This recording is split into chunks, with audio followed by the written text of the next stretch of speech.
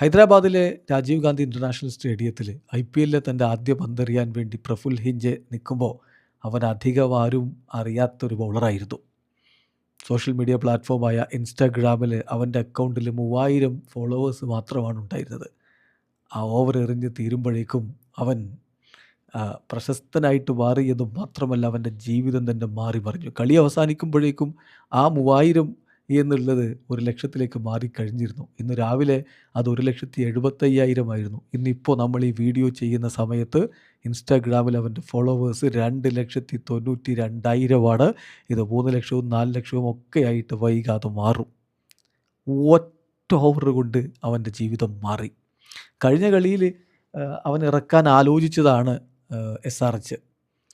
അങ്ങനെ ഇഷാൻ കിഷൻ പറയുകയും ചെയ്തിരുന്നു. പക്ഷേ പിന്നെ ഇമ്പാക്റ്റ് സബ്ബായിട്ട് ജയദേവ് ഉനഡ്കഡിനെ ഇറക്കി. വലിയ ഇമ്പാക്റ്റൊന്നും അയാൾ ഉണ്ടാക്കിയില്ല. ഈ കളിയിൽ അവനെ അങ്ങ് ഇറക്കി. ആദ്യ ഓവറിൽ തന്നെ അവൻ പണി അങ്ങ് തുടങ്ങി.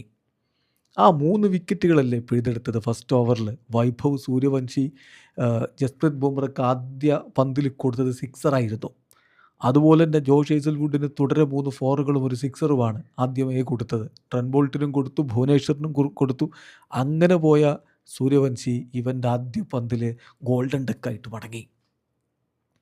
കഴിഞ്ഞില്ല. ഇവന് പിന്നാലെ മറ്റൊരാൾ കൂടി ഡെബ്യൂ മത്സരം കളിച്ചു.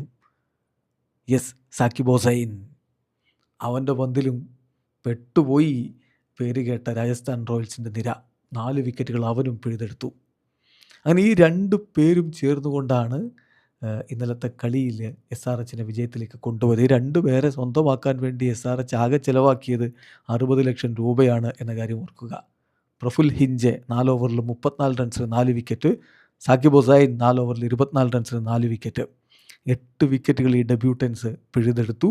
ഒരു സംശയവും വേണ്ട, ഇന്നലത്തെ ദിവസം IPL ഡെബ്യൂട്ടൻസിൻ്റെ ഒരു ഡ്രീം ഡേ ആണ് എന്ന് മാത്രമല്ല SRHൻ്റെ സ്കൗട്ടിങ് അത് സംതിങ് സ്പെഷ്യലാണ്. ഒരു മാസ്റ്റർ ക്ലാസ്സാണ് നമ്മളിവിടെ കണ്ടത്. ഏതായാലും വരും നാളുകളിലും നമ്മൾ ഇവരെക്കുറിച്ച് കേൾക്കുമെന്ന കാര്യം ഉറപ്പാണ്.